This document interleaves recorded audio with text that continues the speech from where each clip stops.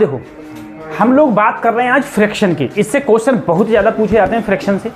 Laws of motion का ही एक प्रकार से ये पार्ट है। और अगर आज हम लोग फ्रिक्शन की बात करें, देखो फ्रिक्शन बेसिकली 3 टाइप से डिवाइडेड है। फ्रिक्शन 3 टाइप से सबसे पहले है स्टैटिक फ्रिक्शन, दूसरा है काइनेटिक फ्रिक्शन, दूसरा है काइनेटिक फ्रिक्शन, तीसरा है लिमिटिंग फ्रिक्शन। ठीक है, देखो पहला स्टैटिक, दूसरा काइनेटिक, तीसरा क्या है लिमिटिंग फ्रिक्शन। अब सबसे पहले मैं स्टैटिक फ्रिक्शन के बारे में बता रहा हूं, हल्का सा नॉलेज दे रहा हूं, फिर काइनेटिक की और फिर किसकी, लिमिटिंग की। अब जरा तुम एक बात जरा सोचने की बात है, एक बात सोचो, अगर मैं तुमसे कहूं तो एक ट्रक खड़ा हुआ है कहीं और तुम ट्रक में जाके पीछे से धक्का दो तो क्या ट्रक चल जाएगा? चल जाएगा? नहीं चलेगा, ट्रक नहीं चलेगा। अब क्यों नहीं चलेगा उसका रीजन मैं तुमको बता रहा हूं। उसका रीजन ये होता है, जैसे मान लो यहां पर कोई बॉडी है। बच्चों एक बात याद रखना, ये जो फ्रिक्शन वाला जो चैप्टर है ना, ये तुम्हारे वर्क पावर एनर्जी में भी अहम रोल निभाएगा। तो वर्क पावर एनर्जी भी की केवी क्वेश्चन इससे पूछे जाते हैं, और फ्रिक्शन में भी, लॉज ऑफ मोशन में भी इसके बहुत सारे क्वेश्चंस पूछे जाते हैं। तो जरा ध्यान से, मैं थोड़ा थोड़ा इतना डिटेल में नहीं जा रहा हूँ, जितना जितना हमारा काम का है सिर्फ उतनी बातें कर रहे हैं, क्योंकि ज़्यादा फालतू करने से हमें कोई पीएचडी नहीं करनी है, हमें सिर्फ अपने फिजिक्स में पूरे क्वेश्चन ठीक करने हैं, उसी के पर्पज से हम लोग बात कर रहे हैं। देखो जरा सोचो सर, यहाँ पर एक ब्लॉक है जिसका मास है मेरा m, तुम बोले ठीक है। अब मुझे बताओ, अगर यहाँ पर कुछ ना कुछ फ्रिक्शन है, फ्रिक्शन मैंने कितना माना, म्यू, फ्रिक्शन कितना है, म्यू। अब जरा तुम बोलना कि सर अगर फ्रिक्शन म्यू है, अगर मैं इस वाले ब्लॉक को इधर की ओर कुछ ना कुछ फोर्स लगाऊं, तो हमेशा याद रखना जो फ्रिक्शन होता है म्यू, उसके कारण एक फ्रिक्शन फोर्स लगता है। फ्रिक्शन के कारण क्या लगता है? एक फ्रिक्शन के कारण क्या लगता है? एक फ्रिक्शन फोर्स। और फ्रिक्शन फोर्स हमेशा और हमेशा जिस डायरेक्शन में फोर्स लग रहा है या जिस डायरेक्शन में बॉडी का मोशन है, उसके हमेशा और हमेशा कहाँ लगेगा? अपोजिट डायरेक्शन में। यानी कि अगर इस ब्लॉक पर फोर्स इधर लग रहा है तो फ्रिक्शन फोर्स कहाँ होगा? पीछे की ओर। फ्रिक्शन फोर्स पीछे की ओर होगा, जिसे हम बोलते हैं Fs। ठीक है, फिर जो mg होता है, mg कहाँ लगता है? नीचे की ओर। और नॉर्मल हमेशा कहाँ लगता है? ऊपर की ओर। नॉर्मल लगता है ऊपर की ओर। दूसरी चीज ध्यान देने वाली बात यह है, अगर मैं तुमसे कहूं सर जो mg है वो बॉडी के सेंटर ऑफ मास से एक्ट होता है, जो भी बॉडी का सेंटर ऑफ मास होता है वहां से लगता है। तभी देखो मैंने बीच से दिखाया है। नॉर्मल भी कहाँ लग रहा है? ऊपर की ओर। लेकिन जो फ्रिक्शन फोर्स है वो हमेशा जो बॉडी कांटेक्ट में है, जैसे मान लो ये ग्राउंड से ये बॉडी कांटेक्ट में है, तो ये कांटेक्ट से जो फोर्स लगता है, तो यानी कि ये यहां से लग रहा है फोर्स, ये यहां से लग रहा है। ठीक है, ग्राउंड से लगता है बैक साइड के लिए। ठीक है, या फिर जहां पर दोनों बॉडी अटैच्ड हैं, ठीक है, जो मोशन कर रही हैं जिस प्लेन के अलाउंग, उसके पीछे की ओर, जिधर मोशन है उसके पीछे की ओर लगता है। अगर तुमसे पूछा जाए mg कहां से लगता है, तो कोई भी बॉडी होती है उसके सेंटर ऑफ मास से लगता है। फ्रिक्शन कहां लगता है? जहां पर दो बॉडी कांटेक्ट में होती है उनसे कहां लगता है? पीछे की ओर लगता है फ्रिक्शन फोर्स सर, Fs। अगर मैं फ्रिक्शन फोर्स की बात करूं, फ्रिक्शन फोर्स सर होता क्या है? हमेशा याद रखना, फ्रिक्शन फोर्स हमेशा और हमेशा म्यू एन होगा। हमेशा और हमेशा क्या होगा? Mu N. अगर मैं इसमें एन की बात करूं तो तुम बोले सर एन किसके बराबर होगा? तुम बोले mg के। तो फ्रिक्शन फोर्स क्या हो जाएगा? फ्रिक्शन फोर्स हो जाएगा म्यू mg। फ्रिक्शन फोर्स कितना हो जाएगा? अब जरा सोचो सर, फ्रिक्शन फोर्स है मेरा म्यू mg, हमेशा फ्रिक्शन फोर्स लगेगा म्यू एन। एन बेटा चेंज होता रहता है। अगर इंक्लाइंड प्लेन पर होगा तो एन की वैल्यू एन कॉस थीटा हो जाती थी। ठीक है, यहां पर एन की वैल्यू सिर्फ क्या है? mg है। एन की वैल्यू यहां पर सिर्फ mg है। अब अगर मैं इसी क्वेश्चंस को, एक जरा चीज तो तुम समझो, मैंने तुमसे कहा अगर मैं इसी क्वेश्चन को और दूसरे तरीके से बताने की कोशिश करूं आपको, जैसे मान लो आपको मुझे खुद बताना है, मैंने कहा मान लो मेरी कोई ये प्लेन है, यहाँ पर जो फ्रैक्शन है वो बेटा 0.3 है, 0.3 है। इस चीज को जरा गौर से समझना, 0.3 है। यहाँ पर मेरा कोई 5 किलोग्राम का ब्लॉक है, तो नीचे क्या लग रहा है बोलो? 5g। ऊपर क्या लग रहा है बोलो? नॉर्मल। पीछे की ओर क्या लगेगा sir? Fraction force. Fraction force. अगर सर मैं 5 को g से मल्टीप्लाई किया तो मेरा क्या 50 न्यूटन आया? कितना आया? 50 न्यूटन। अगर मैं फ्रिक्शन फोर्स की बात करूंगा, फ्रिक्शन फोर्स मेरा सर म्यू एन होता है। क्या होता है? Mu N. म्यू की वैल्यू क्या है? 0.3। ये हो गया तो आंसर कितना आया? 15 न्यूटन। 15 न्यूटन। अब जरा एक चीज जरा गौर करो। क्या गौर करो सर? अगर देखो इस ब्लॉक के कारण जो मैक्सिमम, कैसा मैक्सिमम फ्रिक्शन फोर्स लगेगा पीछे की ओर, वो कितना लगेगा?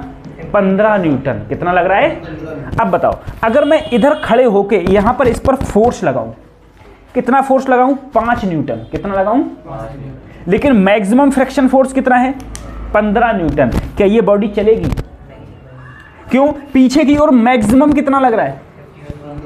अधिकतम कितना लग रहा है? 15। अगर तुम्हें इस बॉडी को चलाना है तो तुम्हें 15 न्यूटन से ज्यादा फोर्स लगाना, समझ में आ रहा है? नहीं आ रहा है? जरा सोचो, एक ट्रक खड़ा था, ट्रक को तुमने क्या किया? धक्का दिया, ट्रक नहीं चला। क्यों नहीं चला? क्योंकि तुमने उसके फ्रिक्शन फोर्स से, तुमने इधर धक्का लगाया, फ्रिक्शन फोर्स कहां एक्ट हुआ? पीछे की ओर। तो तुमने जो फोर्स लगाया वो फ्रिक्शन फोर्स से क्या था? कम था, इसलिए वो नहीं चला। बात समझ में आ रही है? मुझे बताओ, अगर मैं इसमें 10 न्यूटन लगाऊं, क्या ये चलेगा? 11 न्यूटन लगाऊं, चलेगा? 12, 13, 14, 15 चलेगा?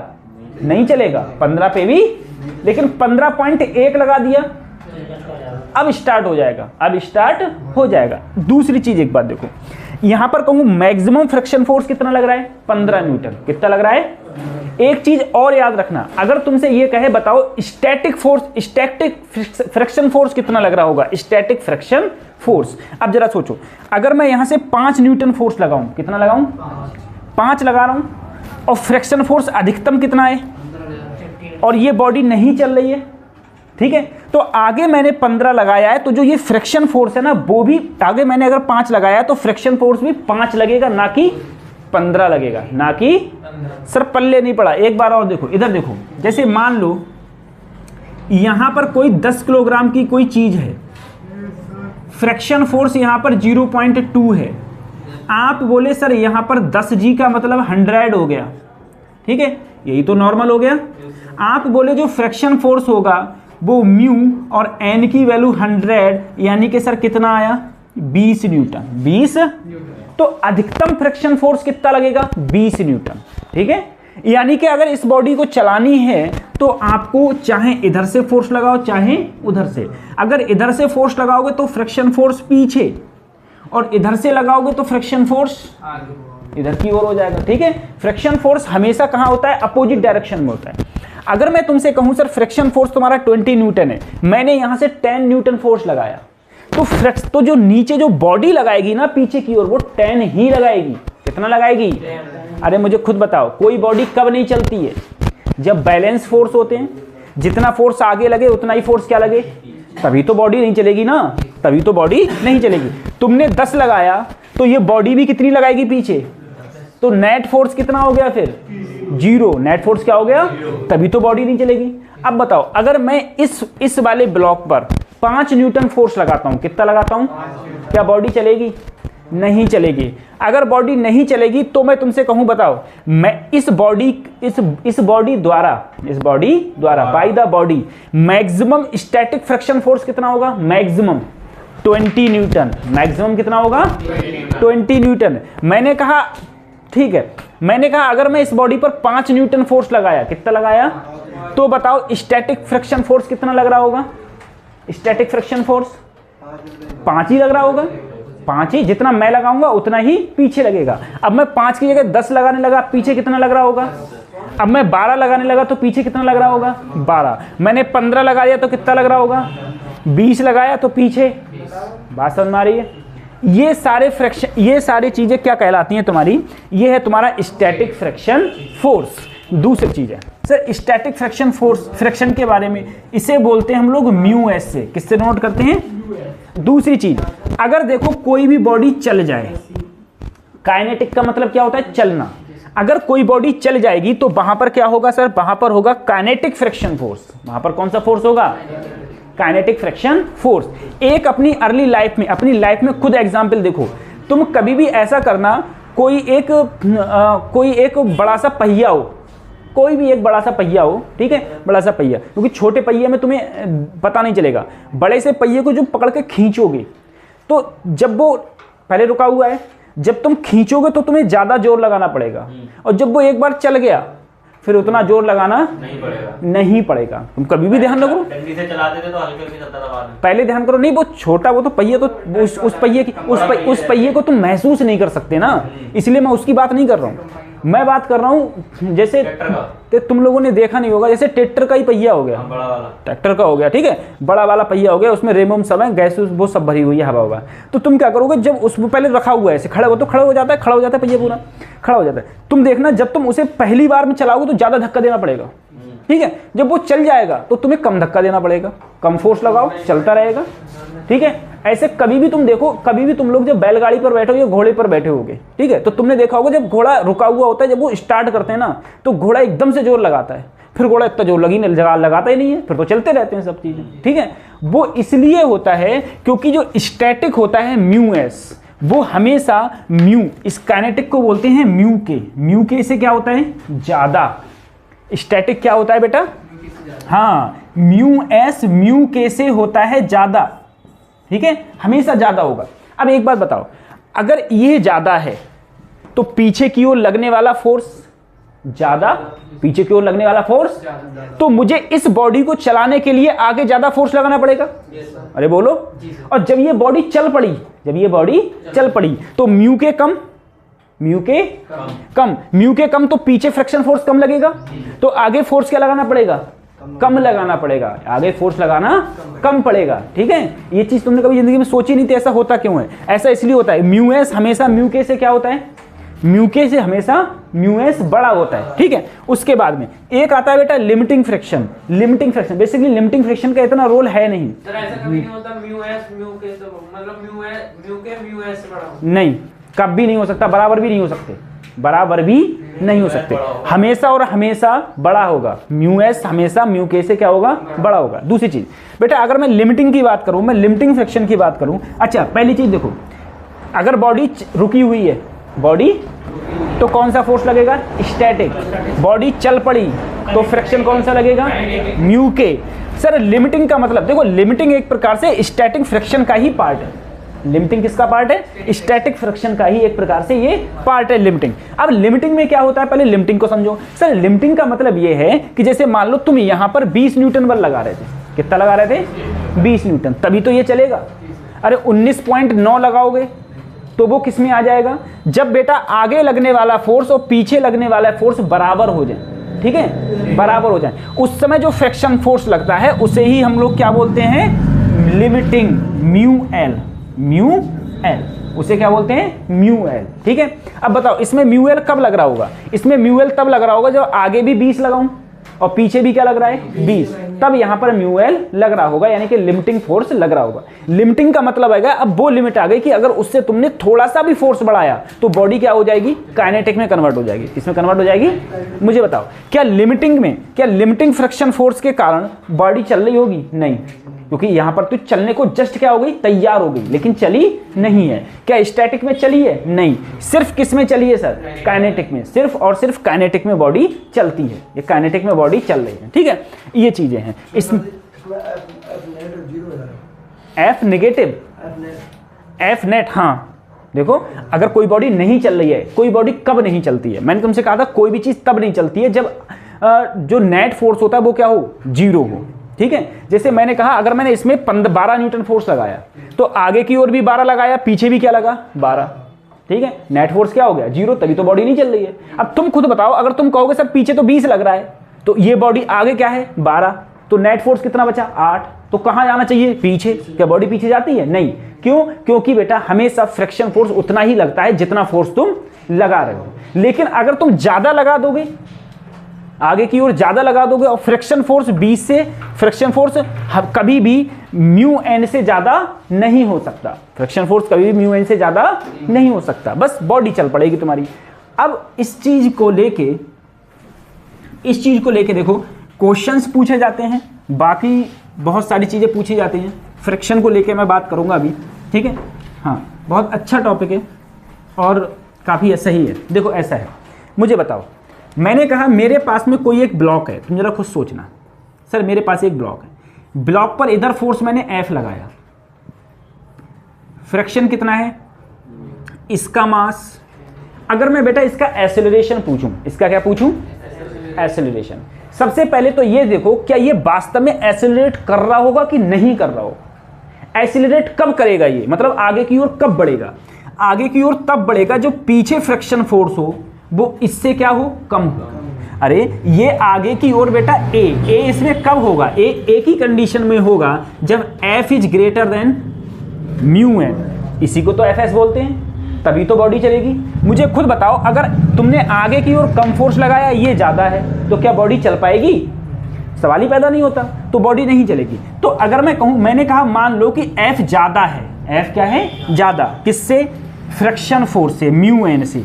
नीचे लग रहा है mg, तो ऊपर क्या है सर, नॉर्मल है। अगर मैं नॉर्मल को बोला तो तुम बोले mg, मैंने कहा तो बताओ fs क्या होगा, तो तुम बोले सर म्यू एन, और तुम बोले म्यू एन की जगह क्या लगा दो सर, mg। अब बताओ आगे की ओर फोर्स कितना लग रहा है, f, फ्रिक्शन फोर्स क्या है, fs, जो फोर्स बचा उसी से तो ये आगे बढ़ेगा, बराबर क्या होगा, ma, जो फोर्स बचा उसी से तो आगे बढ़ेगा, बराबर ma।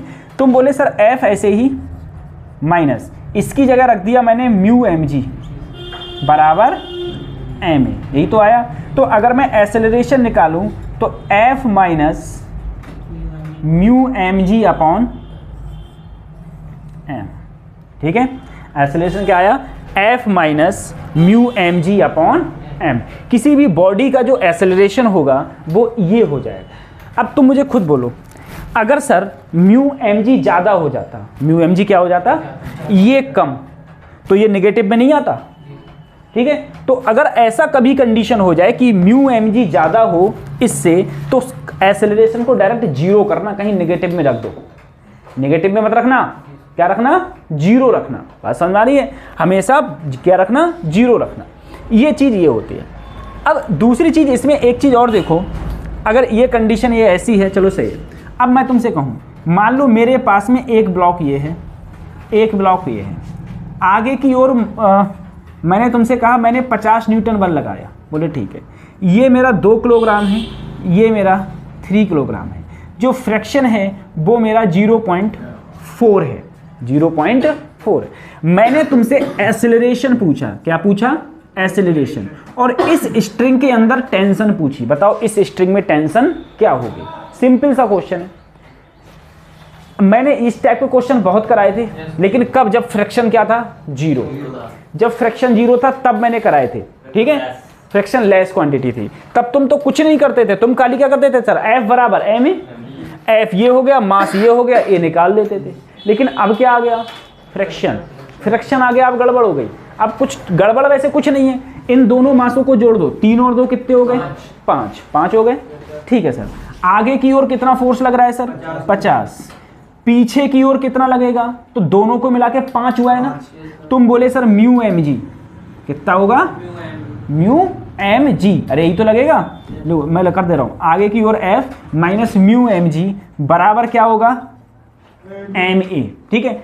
f कितना लग रहा है सर, 50, म्यू की वैल्यू 0.4, m की वैल्यू 3 और 2 दोनों जोड़े थे कितने हो गए, 5, g की वैल्यू 10, m की वैल्यू 5 इंटू, सही है, सही है, दोनों को जोड़ देना है, दोनों को क्या कर दिया, जोड़ दिया। अरे दोनों के कारण ही तो फ्रैक्शन होगा, ठीक है। और कितना लगेगा, तो पीछे की ओर म्यू mg, अगर इसमें देखा जाए, देखो 5 की इससे गुणा करी 2 आया, 2 की इससे गुणा करी 20 आया, इसमें से घटाया 30 आया, एक्सेलरेशन आया, बोलो 6 मीटर पर सेकेंड स्क्वायर, 6 मीटर पर सेकेंड। सिंपल सा सर मेरा एक्सेलरेशन आ गया 6 मीटर पर सेकेंड स्क्वायर। अगर मैंने टेंशन पूछी इस स्ट्रिंग के अंदर, क्या पूछी, टेंशन, अब तुम इस वाली की समीकरण बनाओ, इस वाले का समीकरण बनाओ। तो देखो ये आगे जा रहा है, आगे कितना लग रहा है, अब t, क्या लग रहा है, t, तो तुम बोले सर t माइनस, भाई पीछे की ओर सिर्फ इसके कारण, सिर्फ भैया टेंशन तो सिर्फ इस ब्लॉक के कारण है ना, तो पीछे की ओर क्या लगेगा सर, तो माइनस म्यू mg, माइनस का म्यू mg, बात समझ में आ रही है, बराबर m a, बराबर m इसी से तो आगे बढ़ रहा है। अब देखो टेंशन मुझे निकालनी है, अगर मैं म्यू की वैल्यू लूँ, तुम बोले 0.4, बोलो m क्या लिया जाएगा? 5। m क्या लिया जाएगा? 2, क्योंकि ये सिर्फ किसे खींच रहा है अब? 2 को, तो 2 × 10 बराबर 2 × a, तो यहाँ पर क्या हो गया? की वैल्यू भी तो लग जाएगी। 8 2, अच्छा a की वैल्यू सर 6, 6 दूनी 12, 6 दूनी 12 और 8 20 न्यूटन। कितना आंसर आ जाएगा? 20 न्यूटन। टेंशन कितनी होगी? 20 न्यूटन। सही है? हाँ, अब ये उससे थोड़ा अलग हो गया। पहले तो तुम खाली t बराबर m रख देते थे, t बराबर सिर्फ क्या कर दिया? m, बोले चुपचाप सर जी आंसर आ गया मेरा, ठीक है। लेकिन अब इसमें थोड़ा फैक्टर्स अलग हो जाएंगे, ठीक है। ये तब है जब तुम्हारे फ्रैक्शन है, ये कब है? जब तुम्हारे क्या है? फ्रैक्शन है, ठीक है। फ्रैक्शन होंगे तब तुम्हारे ये ऐसे हो जाएंगे। अब देखो इसके बाद में हम लोग बात करेंगे एंगल ऑफ रिपोज की।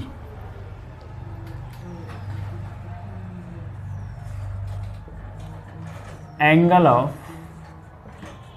रिपोज, इसे चाहे थीटा से भी डिनोट किया गया है और कुछ जगह किससे डिनोट किया गया है बच्चों?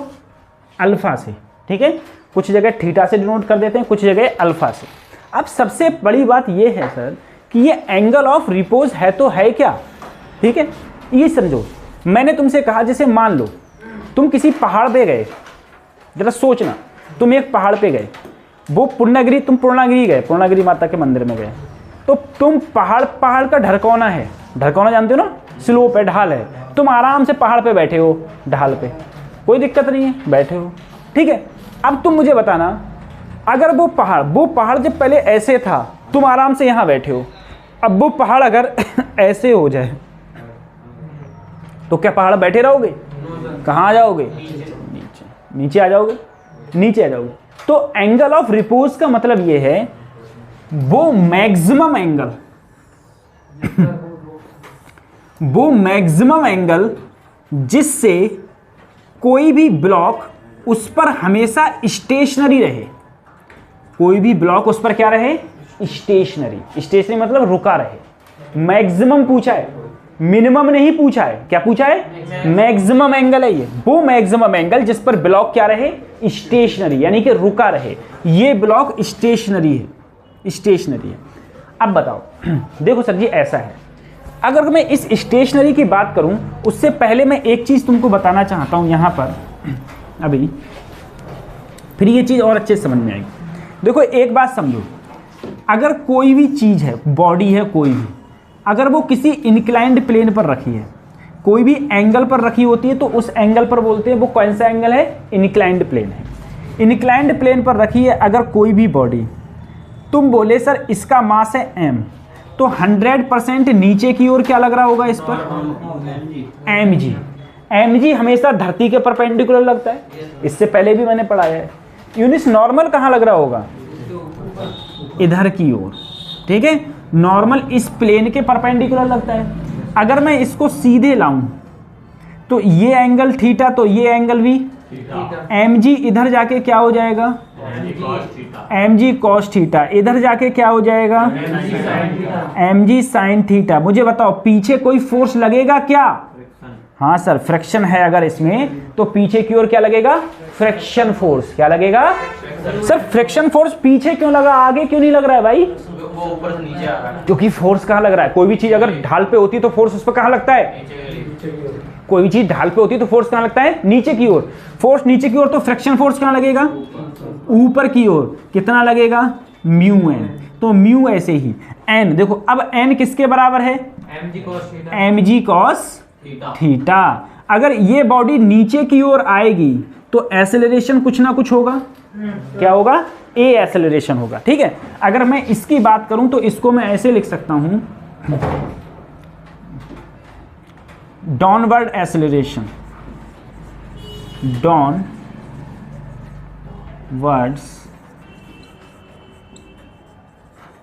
Acceleration due to inclined plane के कारण। मुझे बताओ सर अब देखो मुझे बताओ नीचे आ रहा है ये नीचे क्यों आ रहा है? क्योंकि mg sin थीटा क्या होगा? ज्यादा किससे? mg cos theta mu m g cos theta से। तो अगर इक्वेशन बनाऊं तो m g sine theta minus mu m g cos theta, जो बचा उससे ही तो आएगा। सही है। अब देखो अगर इसमें सब में मैं एम जी कॉमन ले लिया तो क्या बचा यहां पर? Sine theta minus mu cos theta बराबर एम से। तो एक्सेलरेशन कितना आया? G sine theta minus mu cos. दिमाग में डाल लो ये बात। अब तुम मुझे बताओ, खुद बताना, जब मैंने फ्रैक्शन लेस सरफेस पढ़ाई थी मैंने कहा फ्रैक्शन नहीं है, फ्रैक्शन तो एक्सेलरेशन क्या था? मैं क्वेश्चन भी कराया हूं इसका। तो एक्सेलरेशन क्या था? जीरो था। बहुत अच्छे। म्यू जीरो था ना वहां पर? क्या जीरो था? तो अगर म्यू को जीरो करूंगा तो यही वैल्यू तो जीरो होगी। तो एक्सेलरेशन कितना आता था? सही है। कोई भी इंक्लाइंड प्लेन पर, ठीक है, इंक्लाइंड प्लेन पर। अब तुम मुझे बताओ, देखना, हम लोग एक पार्क में गए, ठीक है, एक पार्क में गए। पार्क में जाके, हाँ, पार्क में एक बहुत मोटी आंटी थी। सोचने की बात है, मैं इस क्वेश्चन की बात बता रहा हूं। इंक्लाइंड प्लेन की बात हम बताते हैं, फ्रैक्शन सरफेस है। हम एक पार्क में गए, पार्क में क्या था? एक बहुत मोटी आंटी थी और एक पतली आंटी थी। दोनों एक ही पे, दोनों बराबर बराबर में रखे हुए थे। ऐसे ना होते हैं, शीशा बोलते, क्या बोलते हैं जिससे फिसलते हैं वो लोग, ठीक है, जिससे फिसलते हैं। अब मोटी आंटी और जो पतली आंटी थी वो दोनों एक ही सेम टाइम में नीचे की ओर सरकना स्टार्ट हुई। तो मुझे बताओ कौन सी आंटी पहले आएगी, कौन सी आंटी बाद में आएगी नीचे? कौन सी आंटी पहले आएगी, कौन सी आंटी बाद में आएगी? तो दोनों साथ साथ आएंगी। क्यों? क्योंकि जो एक्सेलरेशन होता है वो मास पे डिपेंड नहीं करता। तो मोटी भी आंटी बराबर उसी टाइम पे नीचे आएगी, पतली आंटी भी उसी टाइम पे नीचे आएगी। तुमसे पूछा जाए, बताओ नीचे आते टाइम, अगर दोनों की लंबाई तो सेम थी ना ऐसे इंक्लाइंड प्लेन पर, मैंने कहा नीचे आते समय दोनों की वेलोसिटी भी क्या होगी? सेम होगी, क्योंकि वेलोसिटी भी मास पे डिपेंड नहीं करती है। वेलोसिटी भी सेम होगी और सेम टाइम पर वो नीचे आएंगे। अगर आंटी की जगह तुम ब्लॉक ले लो तो ब्लॉक से भी हो सकता है, ठीक है। एक भारी ब्लॉक ले लिया, एक के ले लिया हल्का ब्लॉक। कौन सा ब्लॉक पहले नीचे आएगा? कौन सा ब्लॉक पहले नीचे आएगा? तो दोनों समान टाइम पे नीचे आएंगे। दोनों की वेलोसिटी भी दोनों की क्या होगी? सेम ही होगी। अब देखो हम लोग इसमें बात करें, देखो एक्सेलरेशन बराबर G sine theta minus mu cos theta हो गया। अब तुम जरा बताना, देखो सर मुझे बताओ, ये रेस्ट पर है, ये रेस्ट पर कब हो सकता है? सिर्फ एक ही कंडीशन है रेस्ट पर होने की। ये पूरी देखो, ये पूरा बना दूं मैं, कोई दिक्कत नहीं है सर। यूनिस बोला सर ये तो मेरे को सब आता है। एम जी इधर कर दो, इधर ये थीटा हो गया, इधर हो गया एम जी कॉस थीटा, इधर हो गया एम जी साइन थीटा, पीछे हो गया फ्रैक्शन फोर्स। तुम बोले सर ये हो गया म्यू एन कॉस थीटा, ठीक है। अब बताओ, sorry mu m g cos theta, mu m g cos theta. अब तुम बोलो ये रुका हुआ कब रहेगा? सिर्फ एक ही कंडीशन है इसके रुकने की, वो भी क्या? क्या sir m g sine theta किसके बराबर हो? अरे जो पीछे फोर्स लग रहा है mu m g cos theta के। अगर बराबर होंगे तभी तो रुका रहेगा। अगर ये ज्यादा हो गया तो ये नीचे नहीं आ जाएगा, ये कहाँ जाएगा? नीचे। सर एम जी से एम जी, तो साइन थीटा ऐसे ही नीचे आया कॉस थीटा बराबर हो गया म्यू, तो ये क्या हो गया सर मेरा? टेन थीटा बराबर, यानी कि म्यू की वैल्यू टेन थीटा के क्या आ गई? बराबर। देखो अब इस कहानी से हमें क्या शिक्षा मिली?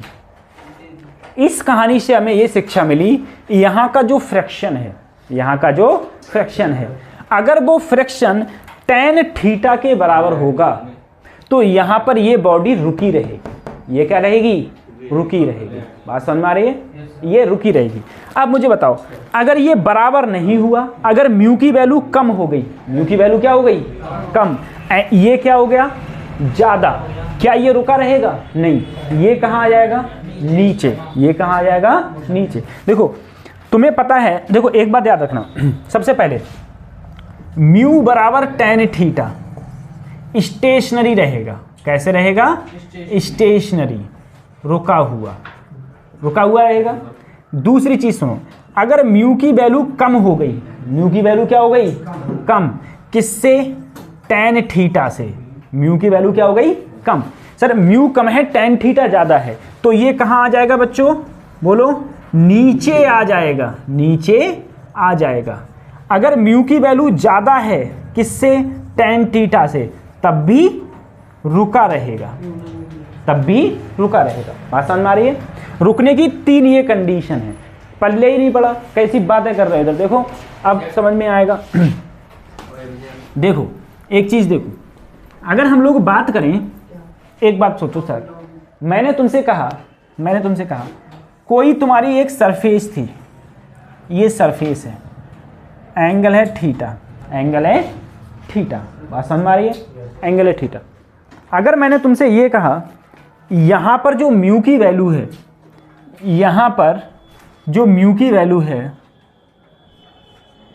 वो है तुम्हारी, म्यू की वैल्यू है 0.7, कितनी है, और थीटा की वैल्यू है 60 डिग्री।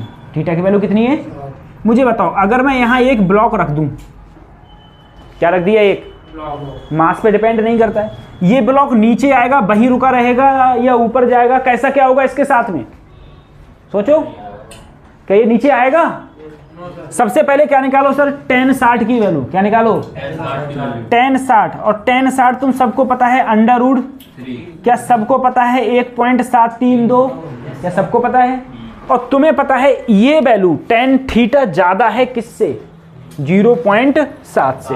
अगर tan थीटा ज्यादा हो किससे, म्यू से, किससे, तो ये ब्लॉक कहाँ आ जाएगा, कहाँ आ जाएगा, नीचे। बात समझ में आ रही है? तो ये ब्लॉक नीचे आ जाएगा। अच्छा, अगर मैंने तुमसे कहा यहां पर मान लो 0.7 ही है और एंगल कितना है बच्चों, 30, एंगल कितना है, क्या तुम्हें tan 30 की वैल्यू पता है, बोलो, 1/√, या 1/1.732। अगर इसकी भाग करोगे तो 100% 0.7 से क्या आएगा, कम आएगा। बेटा ये वैल्यू जो आएगी, tan की वैल्यू जो आएगी वो इससे क्या आएगी, कम आएगी। अगर कम होगी, देखो अगर म्यू की वैल्यू ज्यादा है tan थीटा से, तो ये यहीं पर रुका रहेगा, यहीं पर रुका, ठीक है। इस टाइप से भी इसमें क्वेश्चंस काफी पूछे जा सकते हैं, काफी क्वेश्चन पूछे जा सकते हैं, काफी क्वेश्चन पूछे भी गए हैं।